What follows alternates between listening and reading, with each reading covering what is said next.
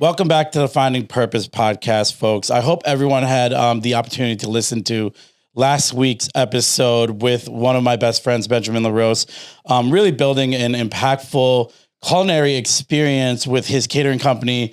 And me and him just pulled off an amazing event last week, or yesterday actually, where we brought together a group of impactful individuals in the food community here in Fairfield County. And it really just encompassed everything we covered in that episode when it comes to just his passion for food, his ability to really use food as an outlet for himself. And just super proud of him. And if you had a chance to listen to the episode, awesome. If you haven't, I encourage you to, and please, I encourage you to review, because, those reviews mean so much for growing this community and me also attracting powerful folks to come sit here and really share their stories. Today, I'm super grateful to have my friend Ronek Patel here. And it's funny because me and Ronek, we met through the gym that we work at and work out at. And Ronek's shredded and, in a lot better shape than I am.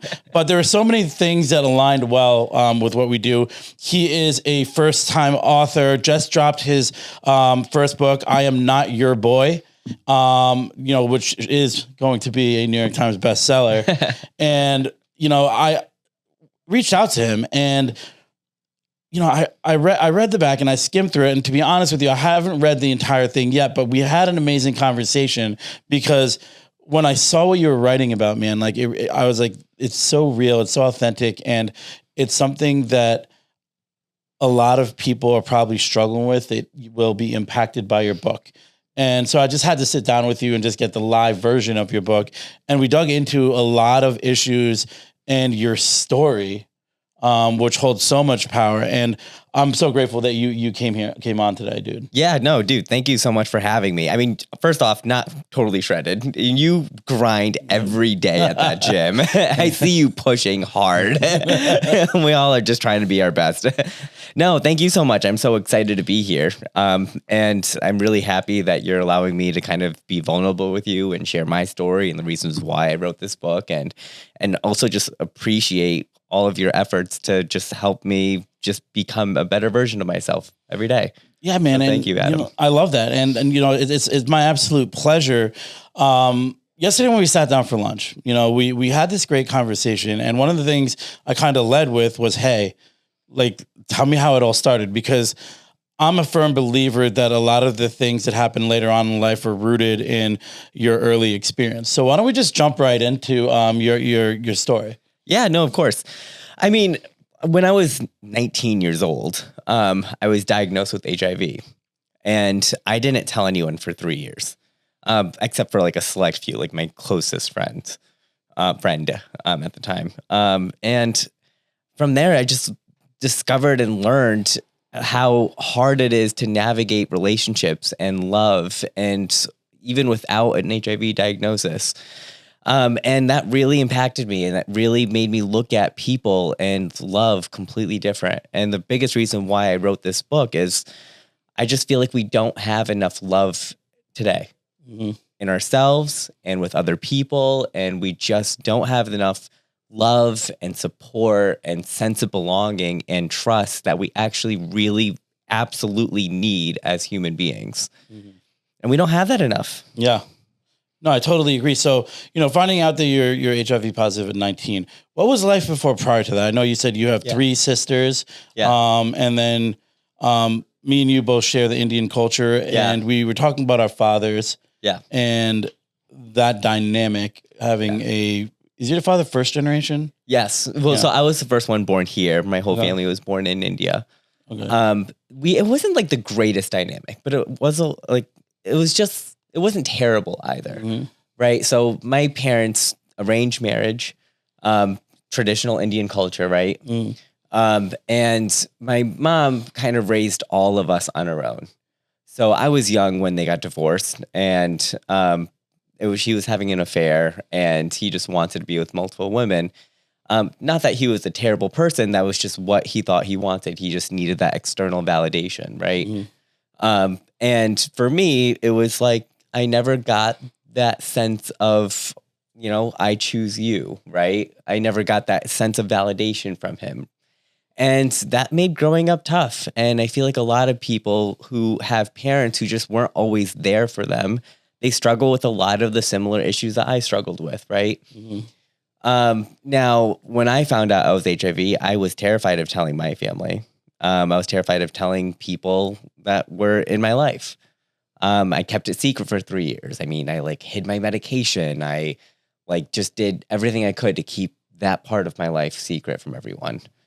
And it was really hard. But anyways, going back to my family, my dad just wasn't always there. He lived about an hour and a half away from us. He probably wanted to be there more. But I never got an idea of what a healthy relationship is from my parents. My mom never remarried. My dad had a slew of unstable relationships where he constantly cheated, and he was always at the casinos, and he was dealing with his addictions. So I never really saw a healthy relationship growing up. And I think a lot of us don't see healthy relationships growing up. I mean, having been sitting there and observing your parents and their dynamic and their habits, and particularly when it comes around relationships and sexuality, how did that affect you? Yeah. When you started to kind of explore love and relationships, and what effect did it have on the things that you valued in a relationship? Yeah, I honestly had no idea what I was really looking for, right? In high school, I was dating women, and then in college, I experimented with men. And I just never had a baseline of what a good relationship was. So I was always struggling with that. And so I had to try to create it on my own. What do I want? And I never decided for myself. I always let other people decide for me.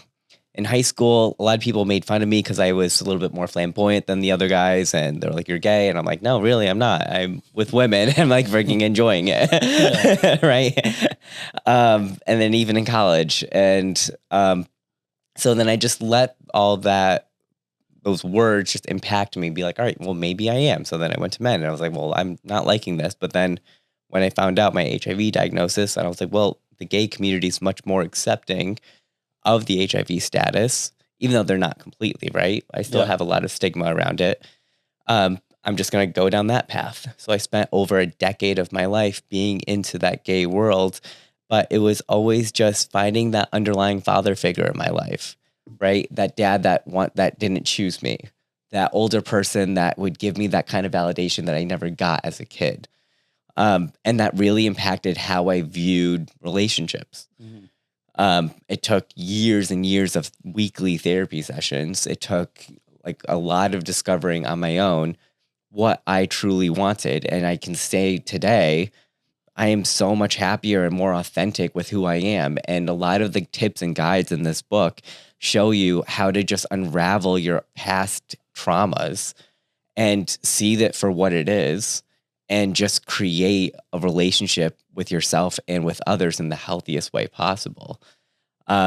Because we aren't always given the tools to know what we want. We're not always prepared to deal with that. It's not like something they teach you in school. It's not like this is the person that's going to make you the happiest. You kind of have to figure it out on your own. I kind of want to touch upon, major turning point. One of the things I talk to you about is, identifying the major turning points in your life. Yeah. And usually that's where you have to apply most of the work, especially in therapeutic setting. Right. That's what I personally did, where I was like, all right, this definitely, fucked me up. Right. This definitely fucked me up. I was confused here. I was angry here. Right. Really it was identifying the emotions that those moments cause, and then the reaction to those emotions more so than the processing of what's going on and accepting of it. Right. So if you're comfortable, can you walk me through that moment when you learned that you were HIV positive? Yeah. So I was a freshman in college, and I was on my way to an internship. Now, granted, I was always pretty driven. I was taking like 7 classes at the time. I had 2 jobs, and I was at the bus stop to go on my way to my internship, and I got a phone call from a Planned Parenthood. And were you frequently getting tested? No, so I'll actually backpedal a little bit too. So I was away. I was back at home for Christmas break. And I got severely sick. Like it was just disgusting. But I went to the hospital, and then I was like, can you just do an STD test? Because I know I've had some unprotected sex at this point. Not with many people. Yeah. At all. But I know I've had unprotected sex, but I'm like, maybe this is the root cause of that, right? So they tested me, came back negative. Okay. Left the hospital. They told me it was just some sort of infection. And then a few weeks later, I was like, this is something still not right. So then I went to a Planned Parenthood. I actually told my mom I was going to a friend's house. I needed to borrow the car. And I was like, just test me for STDs. Yeah. And I didn't hear back for like a week or 2. And then I was just going on with my life. And I was like, all right, I'm clear. Then they called me. They were like, can you come in? I'm like, no, I'm in New Hampshire. And they're like, well, we really want you to come in. I was like, I can't. And then they told me on the phone. And at that moment, it's just everything paused. And all I wanted to do was just like be by myself and just isolate. Right. And you ever have that feeling where it's like you just feel so alone in that moment? And that's exactly what I felt. And so I went back into my room, my dorm room, and I called my manager that I was going to work for. And I was like, I can't come in. And they're like, why? And I was like, I can't come in. There's a huge emergency. I just can't handle it. And I had no idea what to do. I just was trying to figure out like, what are my next steps? Like, what doctor do I see? I'm in school. I'm just brand new to this area. Like, I don't know anything about like local doctors or people, and I had no support system. I was brand new. It was my freshman year. So I didn't really have a close niche of friends yet. Yeah. I made some friends, but not that close. So I just kind of swallowed it and was like, this is what I have to do. I'm going to tell every single person I had sex with that this is what's happened. And I never found out who I got it from, but I did tell every single person I was with. And it was hard. It was really hard. Yeah. So, yeah, I mean, one thing you mentioned is you felt alone. And, I could identify moments like that, when one of them being the moment that me and my sister found out we were adopted, and one of them being when I lost my mom.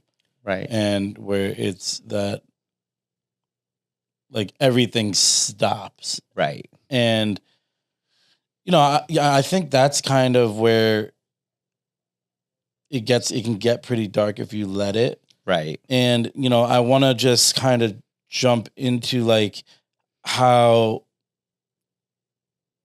you kind of process like the relationships that you had previously had, like, because I'll speak for myself, if that occurred to me, I'd be thinking about every person I was with. And then also like, was it good decisions? Were they good people? And, almost go down that rabbit hole trying to figure it out on my own, or who could have possibly given it to me. Right. And then that's also like kind of like a dark place also, because at the end of the day, it's not like you can undo it. Right. Right. Did you experience any of that in that initial moment?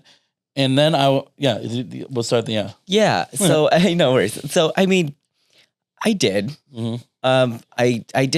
I didn't go completely dark, but it was slowly chipping away. Yeah. And it was just through every single relationship, where if I was interested in someone, and it would get to the moment where we start to entertain sex, right? Yeah. I'd be like, wait, hold on. I have to tell you something. And at that moment, they would freak out. They would frequently kick me out, right? And it was really hard because you just created a connection with someone, and then you're just kind of tossed aside, right? It's almost like they just took out the trash and I was the trash. And that was really hard to sit with. And then it was the people who are the most accepting were the people who were aware of it. Yeah. And they were typically older gay men. And even though I wasn't the most happy in those situations, because it didn't really give me a whole lot of like validation for myself, because I wanted to be with a peer. Yeah. But that's where I just kind of let the universe make those decisions for me rather than really deciding what I wanted. But even in talking with people about relationships and talking to people about like sex back then, I just had to deal with the circumstances. Yeah. That I was given. If you can describe the emotions you felt the days after, how would you describe them? Yeah. I mean, I didn't I was almost numb. I was almost numb. Yeah. Because it's like, I'm just trying to get through the logistics part of it, right? How do I get my medication? What does this really mean? How do I continue my life? And how does that look like? And what does that look like? And so I did feel like after just like certain like relationship after relationship or like a situation after situation that I just was never able to really, it like chipped away. Yeah. It just slowly chipped away. It's like, all right, this person turned me down. This person turned me down. This person turned me down. And it wasn't anything to do with me. It was my diagnosis. But it's hard to not take that personally. Of course. Right? Yeah. I just want to say, like, one of the things that, helped me during my therapeutic journey and, my 12-step journey as well is identifying what emotions I felt like after, finding out I was adopted or finding out that, or when my mom died. And, at one point, I'd gotten in so much trouble. I had to go to jail for a little bit, like that moment, those moments are powerful moments. And one of the things that, a therapist told me, he's like, in those impactful moments, you almost feel the stages of grief where it's like denial, anger, bargaining, depression. Right. And it really is, you're in control of how long you want to sit in each one of those four before you get into acceptance. Right. And I'm sure when you found out that you were adopted, just denial hit right away. I'm sure. And then anger was probably the one that I let last the longest. Right. And then, turning to drugs and alcohol, the compounded depression. The bargaining is kind of hard to bargain there. You know what I mean? Like, right. Like there was no way to say that it wasn't, but it took me so long to let go of that anger that, on the other side though is acceptance, Right. And you strike me as someone who handled it in such an accepting way. And despite that internal dialogue you're having and the feelings that you're having when you're dating and you're feeling cast aside. But one of the things that really sticks out to me is a direct result of finding out that diagnosis. You were like, okay, this path is going to be easier for me. So I'm going to kind of explore the gay route. And talk to me a little bit about that. Yeah. Yeah. I mean, so I've experimented with men like prior to that. Right. Yeah. But I was just like so terrified of telling women. I mean, women already are so hard in general, as you know. As I know. I mean, amazing. No, yeah. But like, so I guess I just figured out, I'm like, all right, what do I logistically do to move forward from this? And it was almost like I was so busy with my life already as is, like going to class, doing all my work. I was so wrapped up in doing everything I needed to do where I just wanted to check this off. Mm-hmm. I was like, how do I navigate this the best? And so I was too afraid to try to make it work with a woman because I couldn't make it work with a man. And I didn't really have my full, like a real relationship during college. And it was after college I had my first real relationship with a man. Okay. And I was with him for over 5 years. And he was significantly older than me. He was 35 years older than me. Had a great time. I went away for 2 years for work. But I was feeling beholden to someone. Yeah. Because I was the younger one, right? I was feeling beholden to him, and I never had my own life. I was still doing what other people expected me or wanted me to do and just going with the waves. And I never really stood up and said, this is actually what I want, because I never felt like I could ask for that.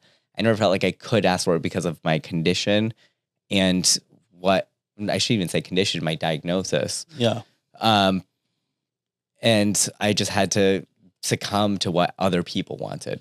Do you feel like you just leaned into the community that would be more likely to accept you because you were still in that process of really accepting yourself? Yeah. I mean, I have to say, I had a lot of love in the gay world. I really did. They were really accepting for the most part. When it comes to sex, they were more vulnerable, which I totally understand. I can't try to see what my perspective would have been from their shoes. Because I was already in it. Yeah. So I can't really judge anyone who's rejected me because I don't know how I would have felt in their shoes. Yeah. Now, did I start seeing some toxic signs? Absolutely.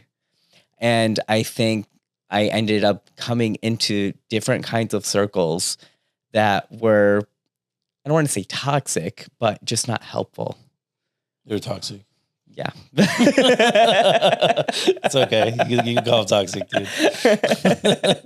Well, it's just like I was round up with like all these friends who just like all kind of, we were all super social. We were all just doing everything. Yeah. I mean, we were all like trying to look our best and like get validation from other men. And we'd go to like P-Town and Fire Island and all the trips. And I'm like, this is a lot. Yeah. It's exhausting. Yeah, I can only imagine.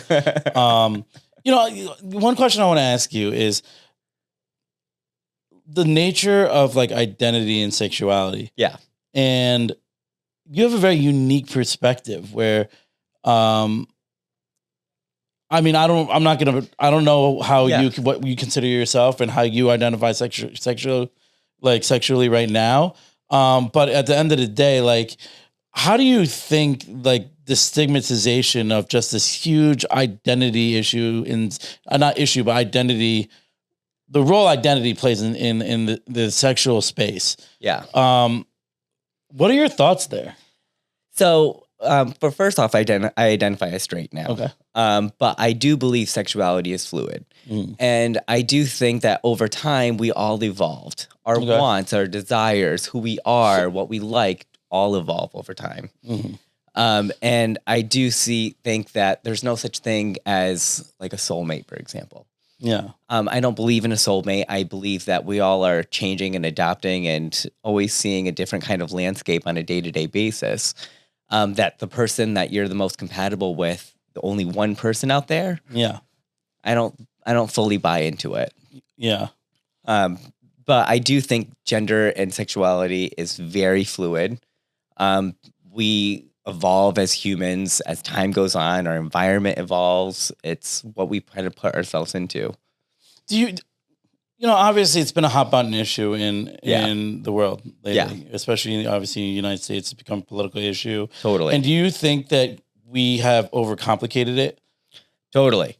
Okay. I mean, well, so I shouldn't say completely overcomplicated. I think there are some reasons why we have certain identities. Yeah. Why we have certain genders, why we have certain pronoun usage, right? Yeah. I don't think those go without base. I think that we do need a lot of these identities for people to really express who they are. Yeah. And I think that we probably have overcomplicated it in a sense where I don't think some people may not show up as themselves. Yeah. They may show up as an identity where they're like, I want to identify as this person or gender or identity. And that's where I'm going to bucket myself into. And that's not always the case, because even if you did that, then you're just letting society judge that one identity and not you. and you're not really making the decision for yourself. So you're boxing yourself in, essentially. Exactly. Yeah, and I find also like that when people do that, it puts them in. Yeah, like it restricts you from knowing like they're the real person. Like I have friends who are gay, I have friends who are straight, I have gay friends who are all different races, I have friends who are trans. And at the end of the day, I know them as the people who they are, and I don't really care, frankly, because that's not the qualification for them to become my friend. Right. There's so many other characteristics that I look into. I could, really care. I just want them to be happy. Right. I want to talk about, because the cultural parallels that we have, both being of Indian descent. Yeah. What was this like when you said you kept it to yourself for 3 years and you finally told your mom, you finally told your family, your sisters? Yeah. What was that conversation like? Oh my God. So it was a lot. So I will say, like, I came back my senior year in college. Now I graduated a year early, so I shouldn't say 4 years. So you kept this a secret throughout college. You found out year one. You graduate in 3 years, and you're like, all right, I got a graduation present for you. Yeah, a little bit. They wouldn't consider that as a present, but no. And I didn't tell them anything about me until my senior year. And it was when I was launching a public speaking business. Yeah. And I was speaking at universities, and I wanted to help like people my age just recognize the importance of protective sex, having those sensitive conversations. And I was launching this. It was going to become well known. So I was like, all right, I got to tell my family. So then I gave them, I sat them down and I told my 3 sisters and my mom that I was 1, gay, 2, HIV positive, and 3, I'm dating a guy significantly older, all at once. Hey, listen, love that. Love that. That was a lot. And my mom actually was the most accepting. Really? I will say she listened to it, and then she was like, it's not like you're going to die. And I was like, you're so right, Mom. My sisters, on the other hand, they were struggling with the fact that, like, all right, well, what have you been doing throughout college? What have you been doing for the past 10 years? Because I didn't really tell them anything, right? So that was a harder conversation. Are they accepting? Absolutely.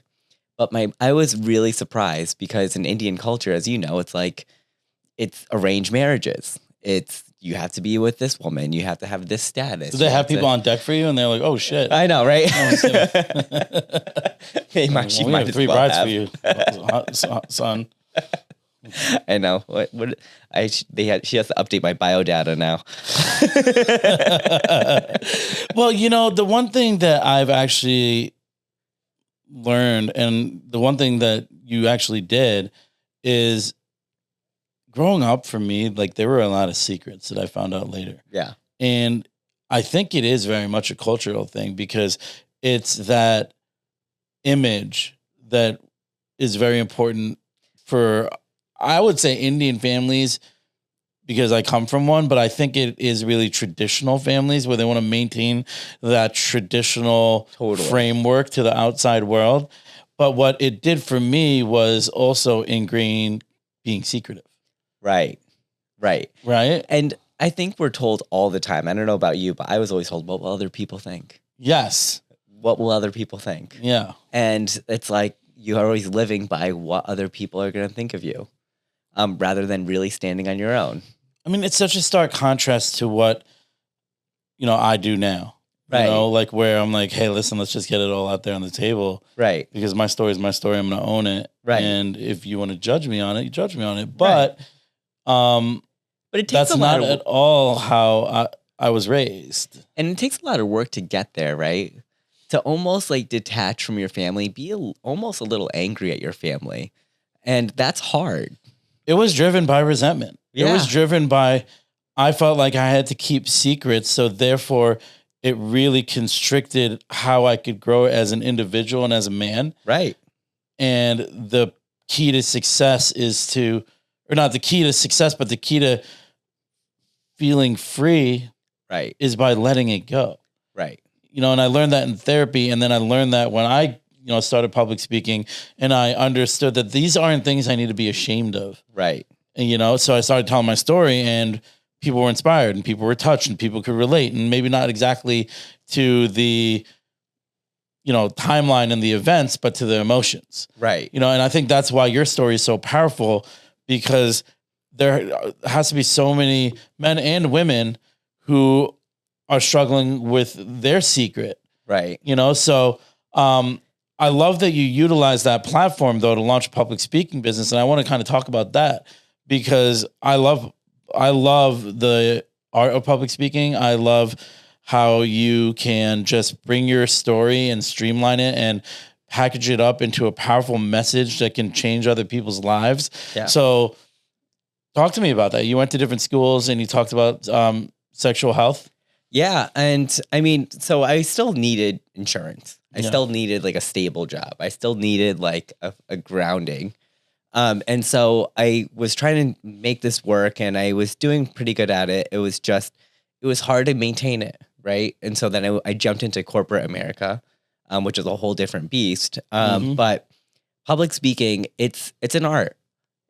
I'm amazed how many people can stand up and share their story, because every single person has a story. Yeah.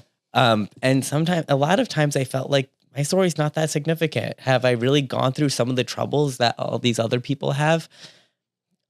It's hard to say, right? And you and I talked about like everyone has a story and everyone's impacted differently. And yes, I grew up poor. Yes, I was diagnosed with a lifelong illness. And yes, it's harder for me to find love. But it's not like I'm like really, I can still manage. I can still live my life in a healthy way. And a lot of people can't, and I feel for them. But when I was public speaking, it probably came from a little bit of anger. Yeah. I will say, because I was so mad at all the people I've had conversations with in college, and they would tell me about their unprotected sex from the night before. And I would be like, are you freaking kidding me? Like, you have no idea what this could mean for you and how this impacts. And you think you're invincible, and you're not. And because things can happen. And even in college, I don't know about you, but like, I just felt like I can do anything. Yeah, I felt pretty invincible in college. Yeah. Yeah. Until too invincible. Yeah. Right? Oh yeah. Right. And I don't know, like I used to party all the time. I used to go out and have such a great time. But when the consequences hit, it's when things get real. Well, it's so funny because, one of the things we talked about yesterday was how you looked at the problems that you had and you compared them to others.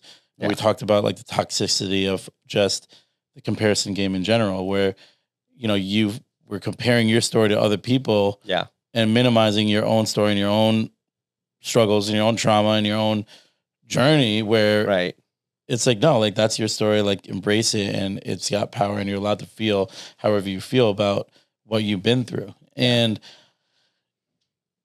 using that public speaking platform to really just leverage the power of your story so that other people understand that one night can change your entire life is powerful in itself, but also with a chip on your shoulder. Right. Like you didn't share that with me yesterday. Right. And that like, that's cool. Like how would you eventually quiet that anger?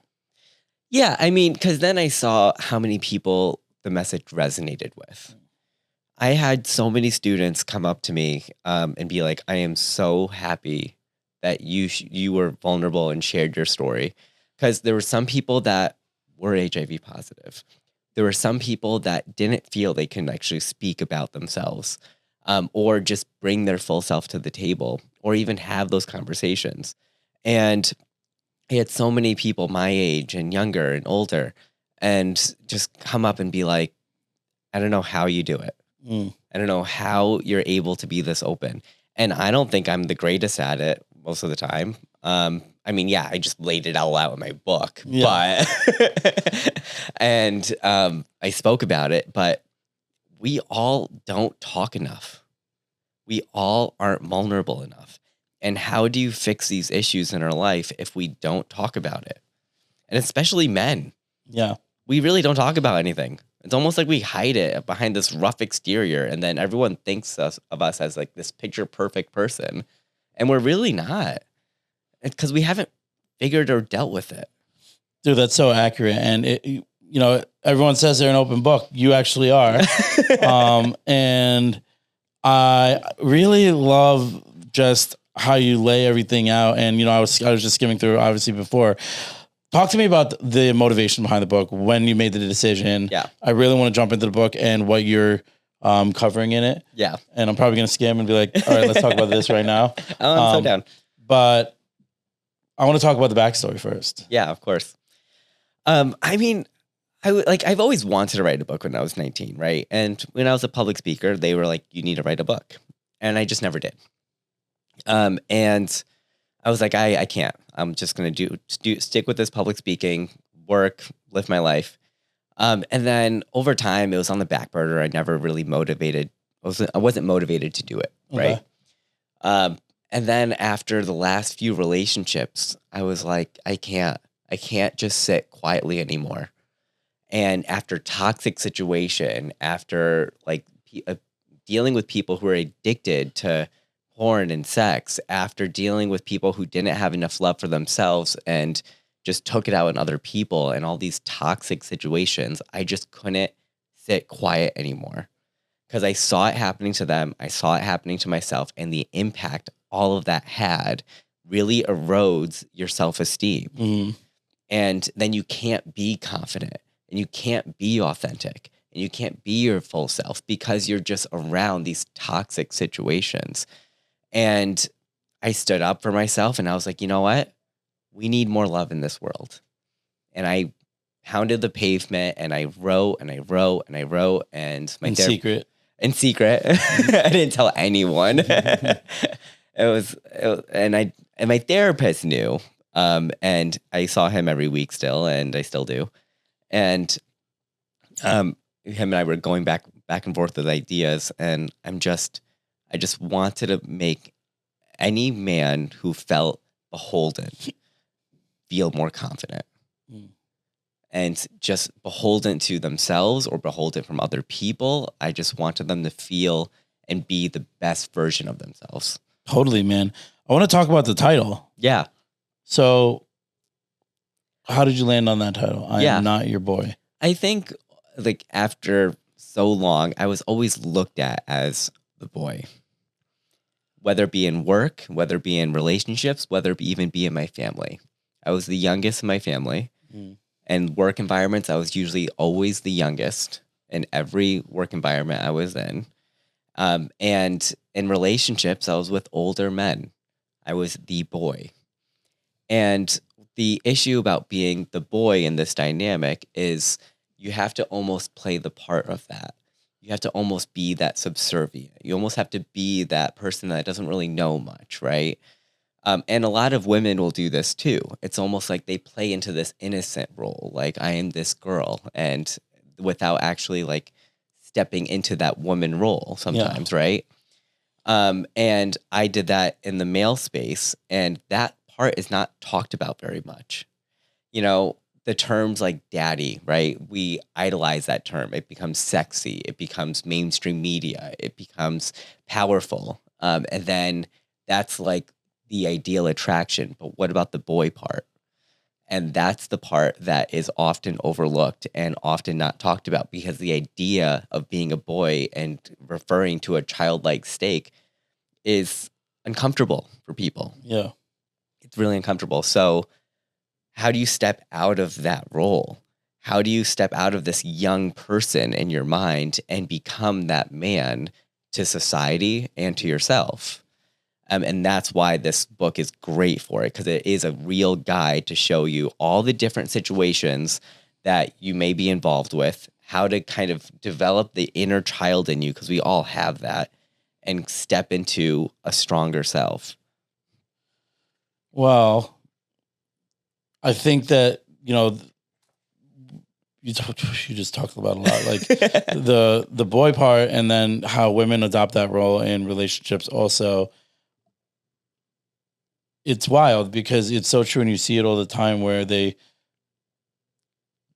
are more submissive and Right. are like, it's an act because, Right. and to be honest, I have friends who are like that with their partners. And then I sit down with them and we're like, we'll go out for lunch. And it's like their true personality comes out. Right. But when they're in the relationship, they're playing a role. And, Exactly. you kind of ask yourself, like, how happy are you in this role? Exactly. And what are you actually in it for? Are you in it because they're taking care of you? Are they in it because, you're comfortable in that role and you're comfortable with them playing a role? Yeah. And it feels safe.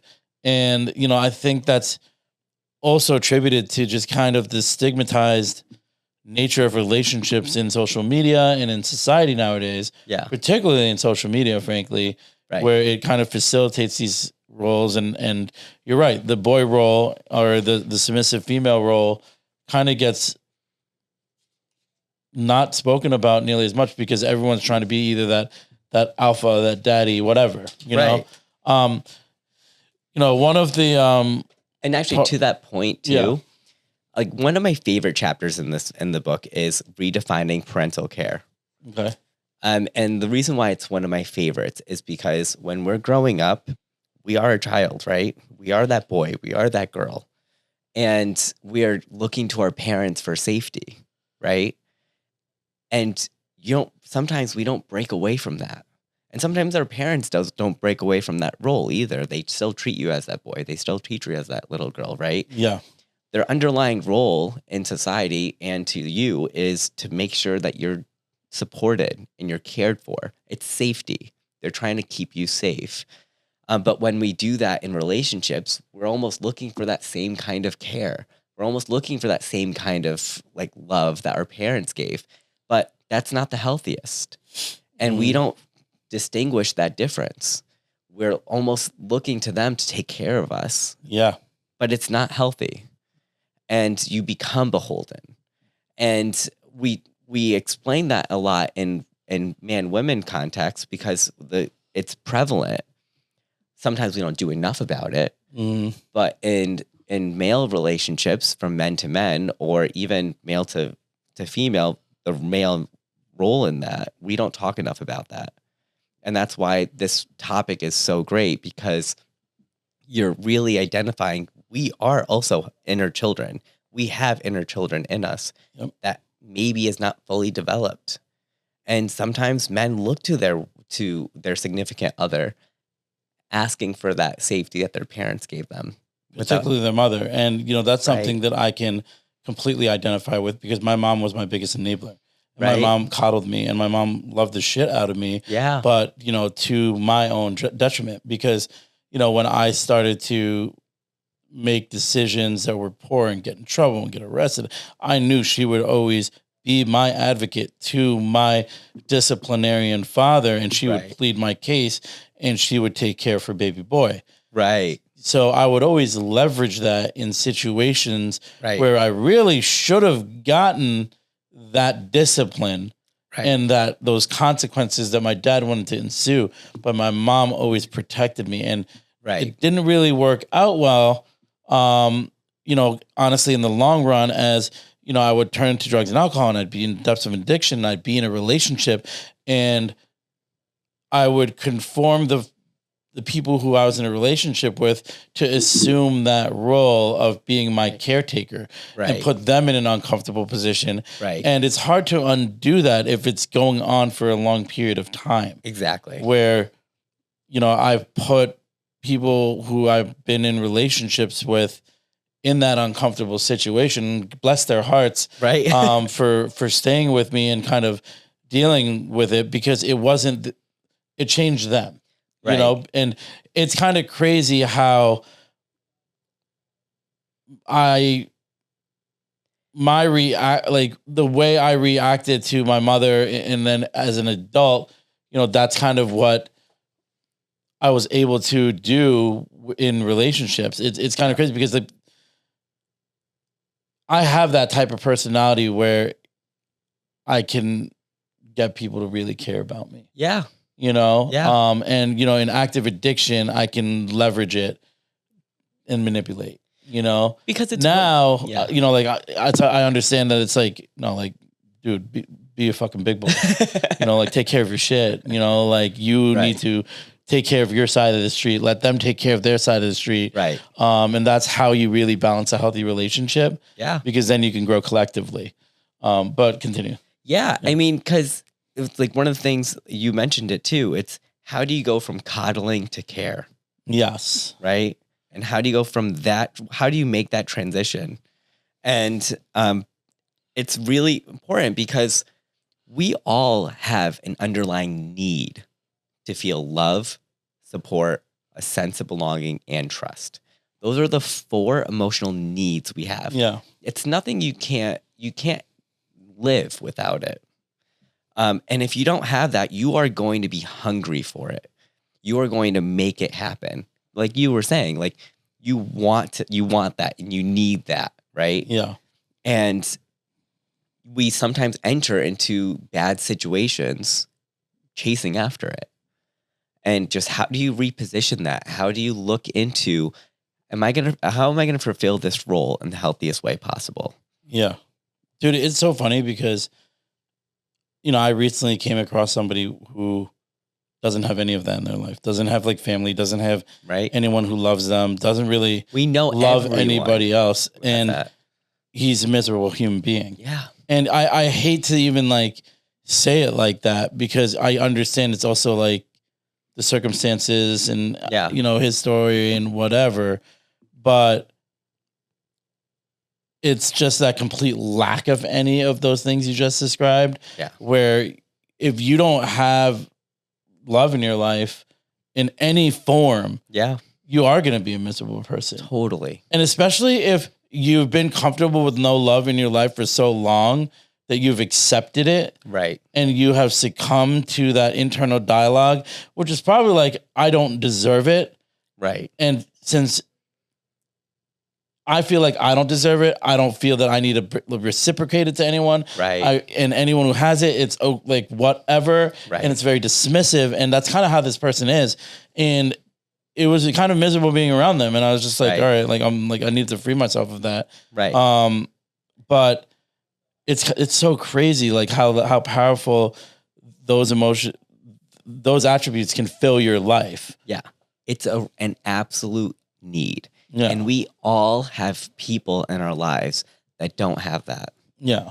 And maybe we don't even have it in ourselves all the time, right? And it's hard to fulfill it, but it is essential. It's as essential as the air you breathe and the food you eat. And even there's a part of my book where we're talking about predators. Well, there's 3 major statistics that stood out to me. Mm. Over half of young adults 18 to 34 are in situationships, which are relationships which are like half loved, which like you're more than friends, but you're not in a real relationship. There's no defined rules, but you care for this person. Might be a level of convenience associated with it. Exactly. And then that, and also 1 in 5 people are in consensual non-monogamous relationships. So that means they're in open marriages with. What's that percentage? So 1 in 5 people are in a consensual non-monogamous relationship. Out of that population, 92% have a failure rate. There's a 92% of those relationships fail because 80% of them report jealousy. And they're not fulfilling that love and support and sense of belonging and trust. And lastly, there's over 500,000 predators online daily. Mm. And part of my book, I mentioned about predators and how to like talk to them and how to navigate situations like that. And when a predator comes up to you, your immediate instinct is to reject them and be angry at them. But there's not enough love in this world, right? Yeah. So you almost have to compliment them a little bit and just be like, I'm sorry we're not a match, but I wish you the best of luck. Or thank you for the compliment. Yeah. Sorry, we're not a match. Those are crazy statistics. And yeah, that blows my mind, especially the non-monogamous part. It's crazy. 1 in 5. 1 in 5 with a 92% failure rate. Well, as crazy as that is, it's not that crazy when it's like, hey, 1 in 5 relationships, one partner is not being loyal. Right. And even if it's consensual, there's no way you can really navigate that without there being a level of dishonesty. Right. And Yeah. The fact that 92% of those fail, it's like, yeah, like shit. I get it. But we almost forget that failure rate is there because especially in the gay world, we see so many people in open relationships. We see so many people seem happy. Yeah. But are they really fulfilling that happiness, or are they just looking for other validations outside of their marriage? Yeah. It's funny because I have a friend in the city and he's gay and he does his thing, he does his thing. Yeah. And a lot of the times it is with older men like you described. And he is just like, I'm their vice. I'm their escape. And he's cool with it, you know? But it like, for me, I look at him like, dude, you're a great dude. Yeah. Like, why are you like really pursuing something of value? Right. And for him, he's okay with it. But I do think it's rooted in something deeper for him. But at the end of the day, I think that chapter 2, you said, where you're talking about like that, the foundation for how you navigate relationships rests in that early childhood. And that was the nuclear family that you come from. And whether it's there is divorce in the family or whether there is, it comes down to those relationships that you have with your parents. Yeah. And you almost don't feel worthy enough for a relationship when you're in situations where you're with someone who's showing a healthy relationship. And so when you're not feeling worthy, you can't actually chase after what you want. What happened? The card just got a little full. I just switched out the SD card. Do you know when it did? I'm gonna check on it. Okay. No worries.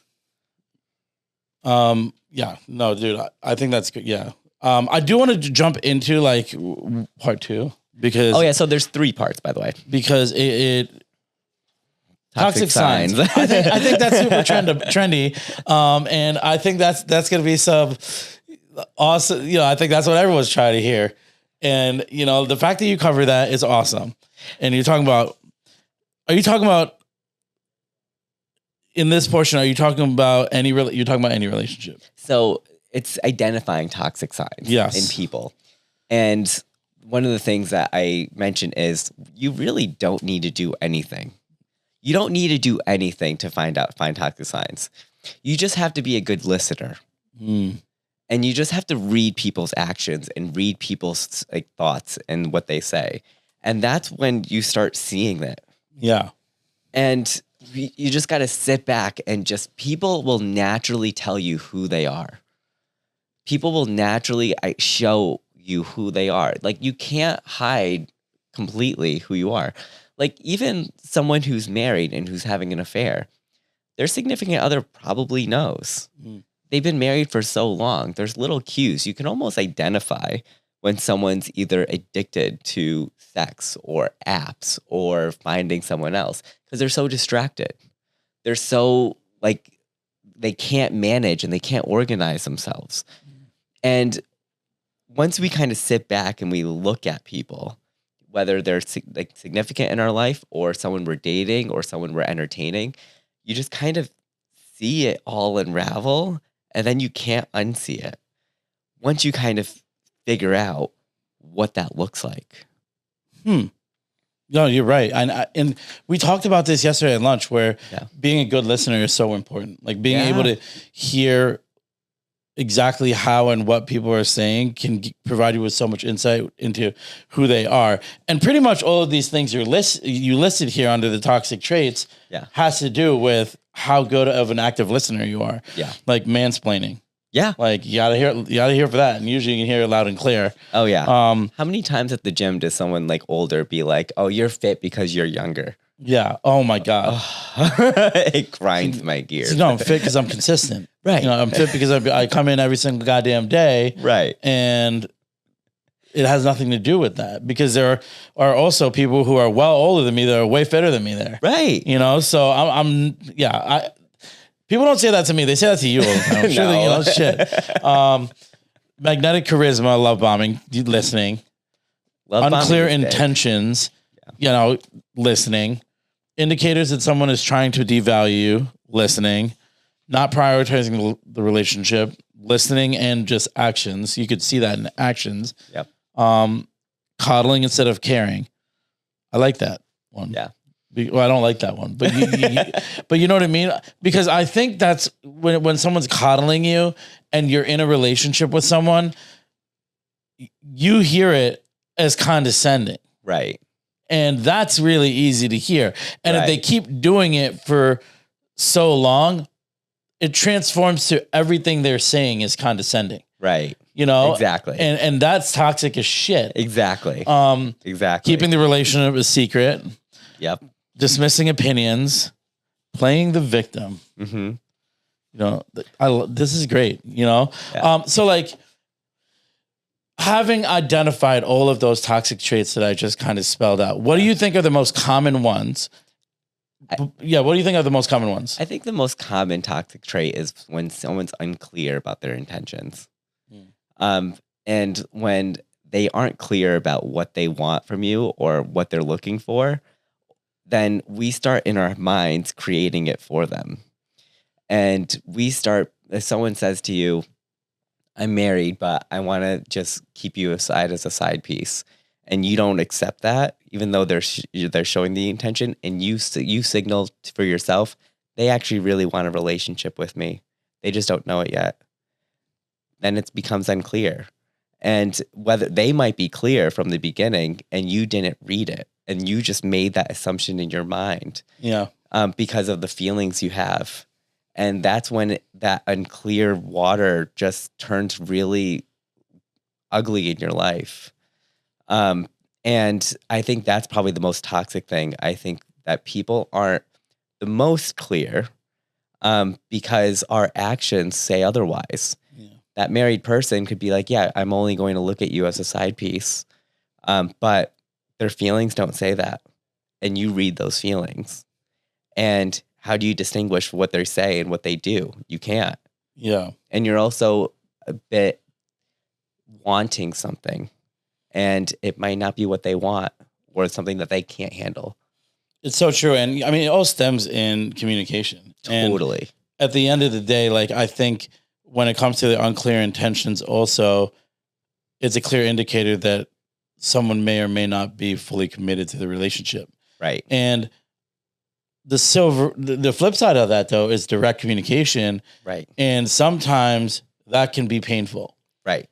And you know, I've been in experiences myself where I was afraid to hurt someone, so I didn't communicate directly how I felt. Right. And oftentimes I think it really comes down to communicating how I feel and not projecting my feelings onto them and saying that they should feel that way.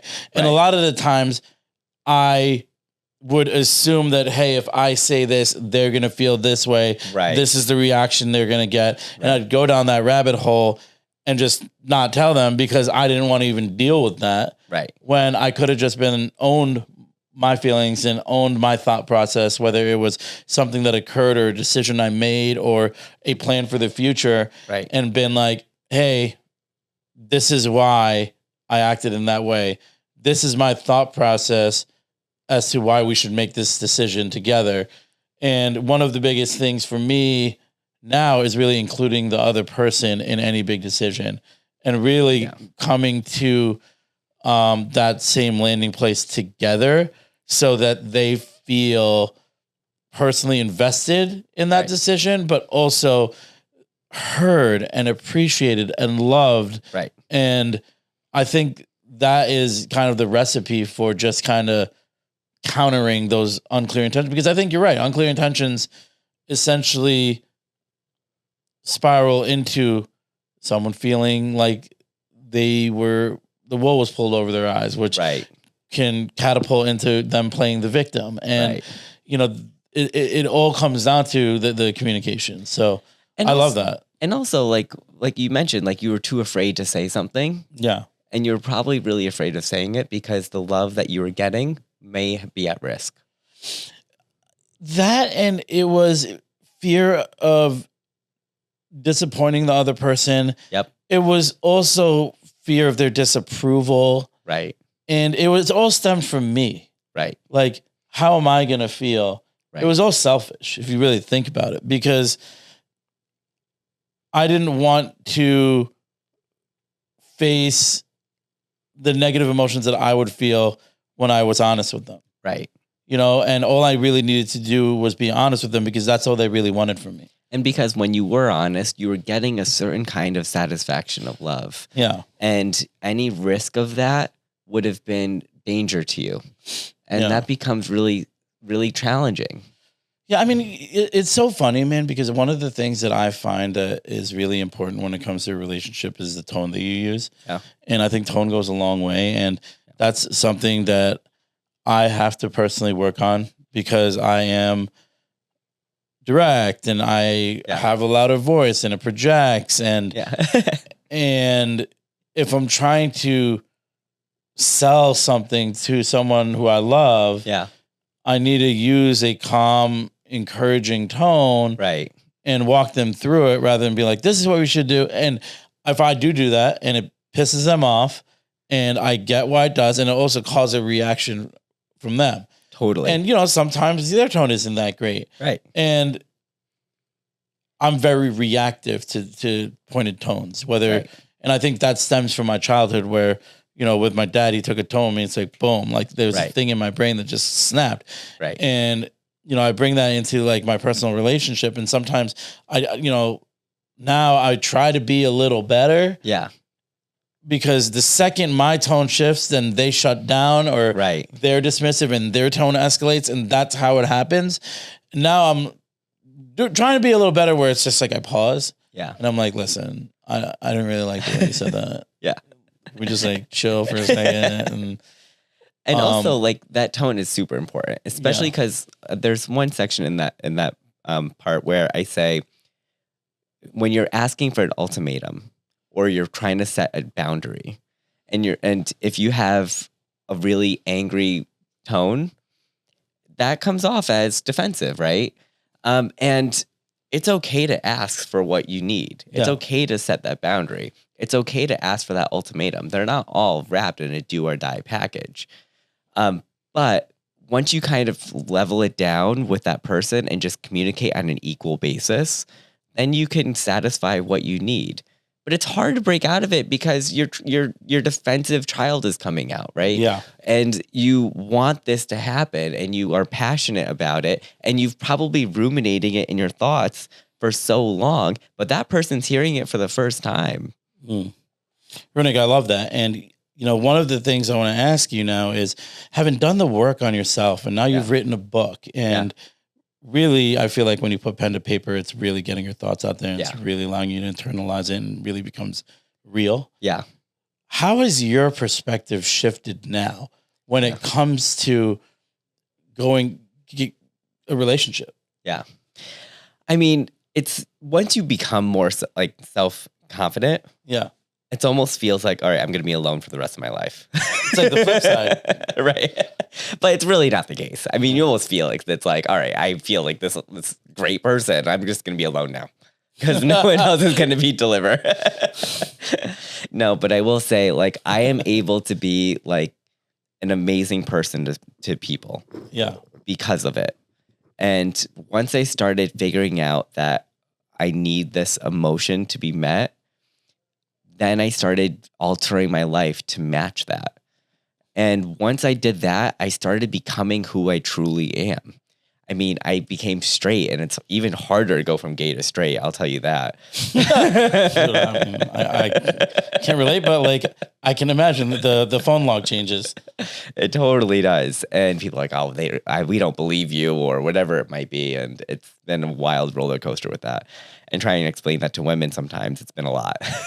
But I will say, once you I just realize when all you need in your emotional need, which is, I shouldn't say all you need, what you need to satisfy yourself is love, support, a sense of belonging, and trust. Then you start picking up your life the way it's meant to be. You start becoming who you're meant to be. And then you show up in ways that people respect and see you for, and they gravitate towards you. And you naturally filter out the people who aren't accepting of it.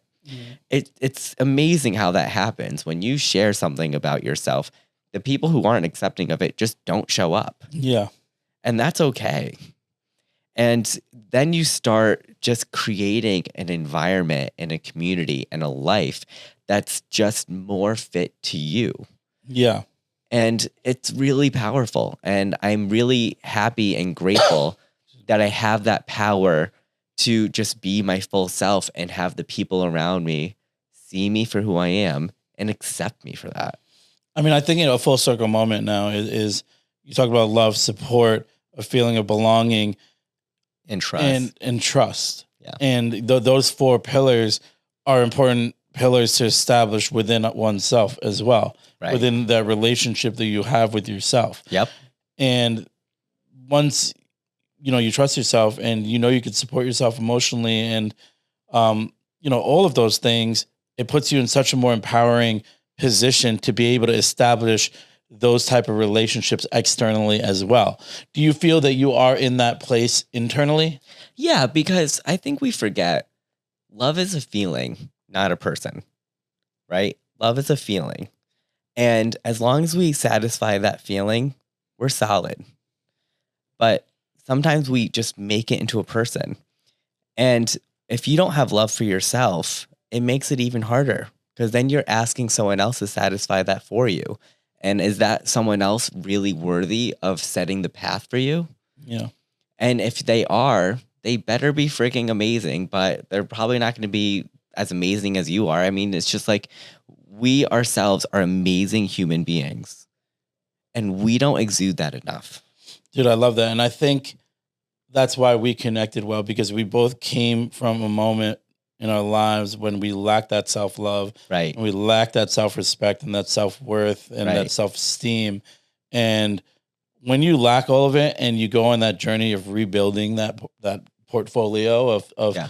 personal attributes that you Yeah. feel for yourself, Yeah. then you connect with people who have done that same work on a very different level. Totally. So I'm so grateful to have you here, man. Yeah. I do want to kind of jump into the theme of this podcast, which is purpose. Yeah. So what does purpose mean to you? Purpose means just having a direction to me. And you didn't give me the question beforehand, so I am just going completely unfiltered here. That's what I like. Do that to all my guests. No, I love it. I think purpose is just having a clear path of what you want. Like jealousy, for example. I don't think jealousy is a bad trait. Jealousy is an indicator of what you want. And when you find out you're jealous of something, that's an indicator of what you want. And that's when you start living your life with purpose because you pick up on that is what I want. Okay. And that is what I'm going to purposely make my life be. I like that perspective on jealousy. Right.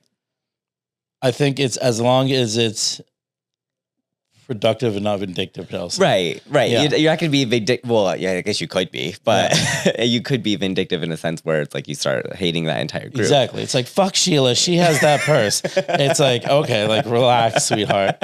Like, maybe work a few more hours and you could buy that purse. But Right. it gives you, I get what you're saying, where it gives you a milestone essentially, Right. and a goal. Right. How do you live purposely in your life each day? Yeah. And I think that over time that I've been more purposeful. And the time when we were just kind of looking at love and just not feeling it for ourselves, I wasn't living purposely. But I think as time goes on and you start living your life with purpose, you start to unravel a different world. And you start realizing that you have purpose in this world, whether it's for yourself and your goals, you are able to attain them because you have that drive and that intention. And if we don't have that kind of intention or purpose, what are we doing here? Yeah. What advice would you give to someone on the journey of finding their purpose? That's a really good question. What advice would I give? I would say you don't have to know exactly what you want right now. You don't have to know exactly what you want. But what you do have to know is what makes you feel good deep down, like beyond surface level, like what makes you feel good deep down, and find ways to satisfy that. And over time, you'll end up finding your purpose. I love that, man. It's been really great to connect with you, and I obviously want to grow this friendship. Yeah. I think you're an awesome person, and now you are an author as well. Can you please tell my audience, Ronek, how to get in touch with you, how they can get your book, what you are getting into in the future, and the floor is yours. Well, first off, I want to say thank you for having me, because you have had some incredible people here, and you've had some incredible experiences and conversations with people who are entrepreneurs, who are drivers, who just really are motivated, and because they live their life with purpose, and it's incredible to see. And I love the energy that you bring every single day. Thank you. Yeah, absolutely. I really appreciate that. Of course. No, I mean, my book, it's really an incredible read, I think, but I'm a little biased. It's on Amazon. It's at Barnes & Noble. You can also follow my Instagram and Facebook page at the Ronek Patel. I'll launch like a few short videos and some pages in my book. And you can always see anything about me through my Instagram page or Facebook page. But available online, Amazon, Barnes & Noble, and perhaps at a store near you. Coming soon to stores near you. Ronek, thank you so much. Folks, I really super excited to have this episode drop. You can reach out to me also, and I can connect you directly to Ronek. I hope you got a lot of just power out of this episode, and I encourage you to review all of our previous episodes. Like, subscribe, follow, review. Those reviews help build this community that we're building. Thank you so much. And a special shout out to my producer, Miles, half man, half amazing Mendez. God bless everyone, and we'll see you next time. Thank you.